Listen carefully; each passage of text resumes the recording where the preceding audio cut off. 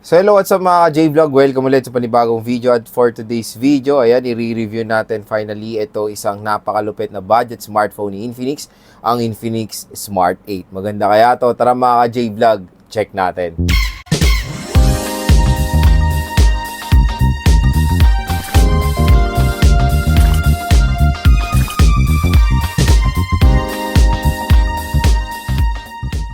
So nakakatuwa talaga ang mga smartphone brands ngayon, lalo na tong Infinix dahil naglalabasan nga ng mga bagong smartphone ngayong December. Siyempre para makabili naman yung mga consumers tulad natin ng mga very affordable smartphone na pwede nilang pang regalo ngayong Pasko. So yun, meron ng bagong labas ang Infinix Smart 8. Napakamura lang nito mga J-Vlog dahil below 4,000 pesos lang itong smartphone na to. So dalawa pa ang variants niya na below 4,000. Yung unang variant ay merong presyo na 3,199 pesos or almost 3,200 pesos na meron 3 GB of RAM and 64 GB of internal storage. Pero meron pa siyang malupit na variant, yung 4GB 128 at magdadagdag lang kayo ng ilang hundreds na pesos dahil ang presyo niya is 3,699 pesos or almost 3,700 pesos mga ka-J-Vlog. Grabe. Syempre, ganun konti lang naman ang dadagdag nyo, go for the 4GB 128 dahil napakasulit po nung ganung RAM at ROM sa ganitong halaga lang. And syempre, nabili ko pala to matagal na, 11/11. Pasensya nyo na, ngayon ko lang na-review. Pero yon, available din siya sa 12/12 ng 2,700 pesos lang ata. Grabe, napakamura, di ba? So, abangan nyo na rin mga sale Infinix dahil makukuha nyo pa to ng below SRP. Pero sa mall, ganyan yung mga presyoan niyan. I think yung SRP talaga, napakamura lang mga J-Vlog. Kaya minsan kasi mas mataas pa sa mall, to be honest eh. Kaya magandang alam niyo yung pinaka SRP niya para meron kayong guide pag bibili nitong Infinix Smart 8. And kung interesado kayo dito, huwag kayo mag-alala mga J-Vlog, ilalagay ko po yung link nito sa description. Sa video na to, yun nga, i-review natin to, titingnan natin kung maganda ba, sulit, kung mabilis nga ba itong Infinix Smart 8. So next one mga J-Vlog, gusto ko i-share sa inyo yung overall na nagustuhan ko dito sa Infinix Smart 8 at kung bakit isa tong napaganda at solid na budget smartphone ngayon 2023. Ngayong pa-end ng 2023, number one of course sa kanyang display. Ito talaga solid dito. Below 4K, pero naka-punch hole na siya mga J-Vlog at hindi tayo nagtatapos dyan. Malaki rin yung screen size niya, 6.6 inches. Hindi pa rin tayo nagtatapos dyan dahil 9/3 screen refresh rate pa itong Infinix Smart 8. So sa display, nakakatuwa na hindi to tinipid ni Infinix dahil naka-punch hole. Usually sa mga ganitong super duper na murang smartphone, naka-notch pa, pero nakalimutan na yan sa Infinix. Punch hole na po ang ino-offer nila and mataas pang refresh rate which is 90 Hz na po. Number 2 mga J-Vlog sa chipset. So yung chipset na ito, buti na lang ay maganda naman nilagay kahit sa ganito murang halaga. Level up siya compared sa Smart 7 na meron MediaTek Helio 822 ata yun na super duper duper outdated chipset. Ewan ko ba't nilagay niyan. Quad core pa nga yun mga J-Vlog, masakit sa tenga. Pero syempre level up na tayo dito sa Infinix Smart 8 dahil Unisoc Tiger T606. Okay kasi GPU nito which is Mali G57 and octa-core na siya. So kung makikita nyo, G57 na GPU ay magandang GPU yan when it comes sa gaming sa budget segment na ngayon. Diba? So, GML na ako dito mga J-Vlog. Surprisingly, ang ganda po nito pang ML. Real talk yan. Mamaya magpapakita ko ng mga samples yan. And of course, sa game test natin, abangan yung game test. Dahil yun, doon nyo makikita yung full potential nitong Infinix Smart 8. Number 3 sa kanyang RAM at internal storage. Yun nga, solid yung RAM at ROM nito, 4GB. Yung 4GB, I think minimum na talaga yan kahit sa gitong murang smartphone. Pero yung storage talaga, real talk, 120GB mga ka-J-Vlog sa ganung napakalaking storage sa budget segment. Wow na wow! Sulit na sulit. Pero yun, nakakatuwa na 64GB nag-offer din sila. Pero kung ganun kakonti lang naman po ang idadagdag nyo, syempre go for the 128. So, huge advantage of course ng Infinix Smart 8 ang kanyang storage which is 128GB na. Number 4 sa camera. Dito ako nagulat. Dito ako nagulat mga J-Vlog sa camera nito. 13 megapixel pero ang ganda po ng photo quality. Mamaya magpipili din ako ng mga photo samples nito.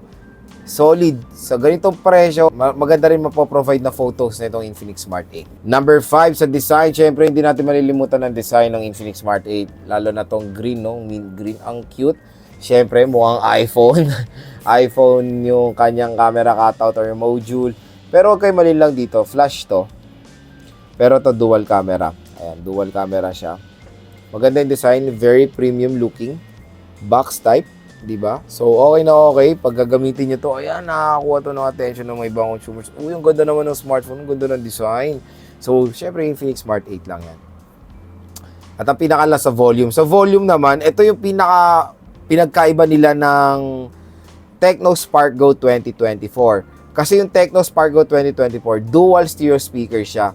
Dito mono, single speaker, pero yung volume niya up to 200% siya. So, kung ako tatanungin, yes, okay naman to sa ibang mga kalaban niya. Kasi iba single speaker tapos may hina. Ito single speaker pero malakas, loudness is okay. Pag i-compare mo siya sa Tecno Spark Go 2024, syempre mas maganda yung dual stereo speakers dahil yan sa bass quality. Kasi pag stereo, mas maganda yung bass. Pag single or mono, tapos malakas, medyo hindi maganda yung bass niya. Pero advantage yan ni Infinix Smart 8 yung 200% volume for loudness yan. Sila mga ka-J-Vlog, yung mga nagustuhan ko mga overall features ng Infinix Smart 8. Sana po nakatulong po sa inyo to pag bibili kayo netong smartphone na to. So explore natin yung design and build quality ni Infinix Smart 8. Kung makikita nyo naman mga ka-J-Vlog, maganda naman yung pagka-design netong smartphone na to. Ayan siya. So box type din siya. Same na same sila ng appearance ng Tecno Spark Go 2024. Okay siya. Maganda yung design nito. Very premium looking naman. Ito yung kanyang camera module. Dual camera lang to. Ito ay flash. At dito naman sa side is meron tayong power button yung volume rocker. So box type siya. Matte finish siya overall. Hindi siya madulas sa kamay. Very lightweight din. Tapos nandito yung volume rocker niya sa taas. Sa left side is in SIM tray. Sa baba naman is a 3.5mm headphone jack, microphone, USB Type-C port, and yung speaker grills. So single speaker lang itong si Infinix Smart 8. At sa bibili rin itong smartphone na to, meron na siyang pre-installed na screen protector out of the box. At kasama si Maring hard case. So hindi si Maring jelly case kasama, si Maring hard case po. Ayan siya, pag naka hard case. Hindi ko gusto tong case na to be honest dahil naka-expose yung gilid nito, kaya isang bagsak lang nito, matic crack na yung casing nito at sobrang gasgas. Prone sa scratches ito, kaya palitan nyo agad itong casing ng mas maganda para ma-protectionan yung smartphone nyo agad. And na maganda rin sa Infinix Smart 8 is naka-punch hole na siya at malaki yung display niya. 9/3 screen refresh rate pa for smoother animation. So si Infinix Smart 8 ay meron dual rear camera. Yung main camera niya is merong 13 megapixels f1.9 aperture at yung front camera niya ay merong 8 megapixels f2.0 aperture. Ang maganda dito, both rear and front ay capable naman ng Full HD 1080p video recording.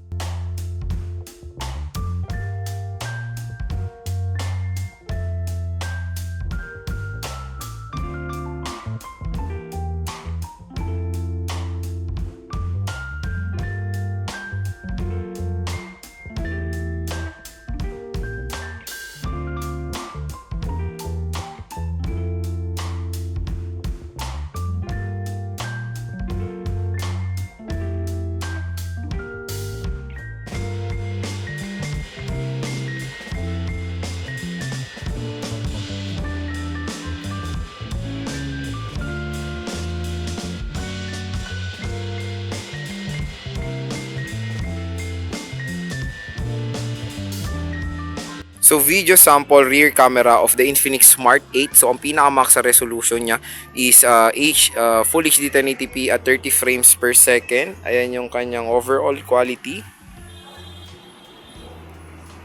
Ayan. So yung mic quality hindi ko siya ma-check syempre. Pero kayo na mag-judge sa kanyang mic quality. Video sample, front-facing camera of the Infinix Smart 8. So, ang pinaka-max sa resolution niya is Full HD 1080p at 30 frames per second.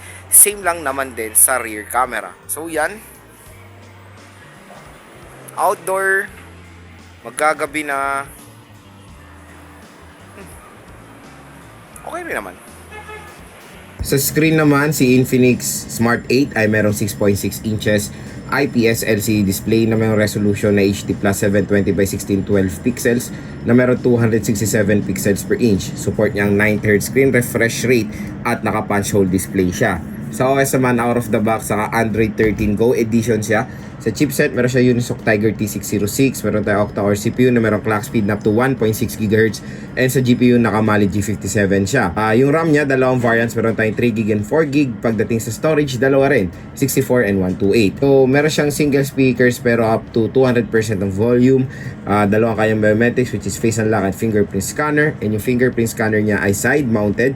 At pagdating naman sa battery, meron tayong 5,000 mAh non-removable battery na support lang ang 10W charging pero Type-C na siya. So next naman, explore natin yung camera app ni Infinix Smart 8. So nandyan ngayon tayo sa camera niya. Ayan. So meron tayong mga settings sa taas. So meron tayong watermark. Ayan. Dito natin ma-activate yung phone model sa baba natin mga photos. So ito yung mga ibang settings niya. Meron tayong flash, HDR aspect ratio, and yung mga filters. So meron din tayong zoom, 2x zoom na hanggang 4x digital zoom po tayo. Sa video naman, ang pinaka-max resolution niya is Full HD 1080p at 30 frames per second. Okay. Meron tayong short video mode, beauty mode. Ayan. So maganda dito kahit nasa rear ay meron siyang beauty mode, portrait for background blur, and meron tayong super night. Sa front camera naman, ayan, hello. Meron din tayong super night sa front cam. Meron tayong portrait, beauty mode, ito yung pinaka-importante of course sa front is beauty mode. AI camera. Ayan, same lang naman ng mga settings sa taas. Video, sa front camera naman ang pinakamataas. Same din, Full HD 1080p at 30 frames per second. Sila mga ka-J-Vlog yung camera app ni Infinix Smart 8. Super duper simple lang. So next naman is speaker test tayo dito. Sa Infinix Smart 8, gagamit tayo ng sound level meter. So maganda rin dito sa Infinix is meron siyang 200% volume. Ayan. So, try natin to. So, hello, what's up mga ka-J-Vlog? Welcome ulit sa panibagong video. And for today's video, ayan, nandito na naman tayo ngayon kay Ate Mayet dito sa CFP Gadgets Stall XA9 second floor Green Hills, San Juan City. So yun, bagong stock, bagong update, bagong price, hindi natin alam. Kaya tatanungin natin si Maya tuloy, si Mayet.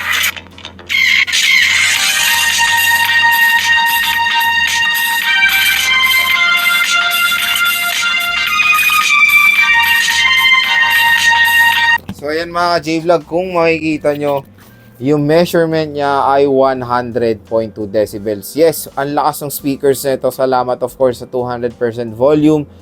Pero major downside lang nito is hindi siya stereo speakers. Sa malakas nga volume, yes, yung bass naman ay hindi ganun kaganda. Doon ngayon medyo merong major setback. Malakas nga siya, okay yung loudness sa bass sa bass lang ako nalungkot. Kaya kung i-rate ko yung speaker na ito sa kanyang presyo 1 ang lowest, ang highest ang score ko dito nasa 7.8. So next one is biometrics test tayo. So first is yung kanyang fingerprint scanner. So start tayo.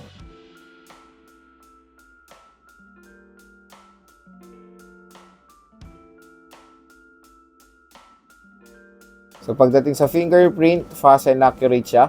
Next is face unlock. Tingnan nyo sa face unlock niya mga ka-J-Vlog, may animation siya. So yun yung tinatawag ni Infinix na magic ring, yung parang nagiging dynamic island siya ng iPhone. At nakikita rin natin yan of course pag nagcha-charge tayo dito sa smartphone.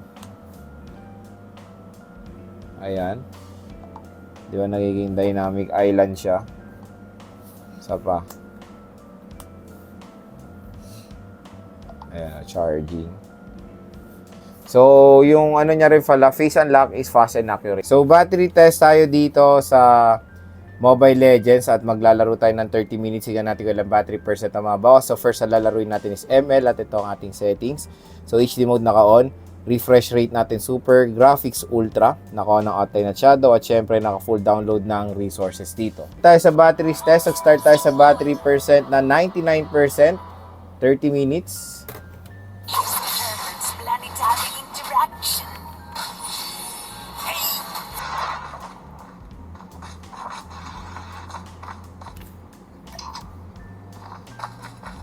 So yun mga ka-J-Vlog, 30 minutes na. Tingnan natin kung ilang battery percent na lang natira.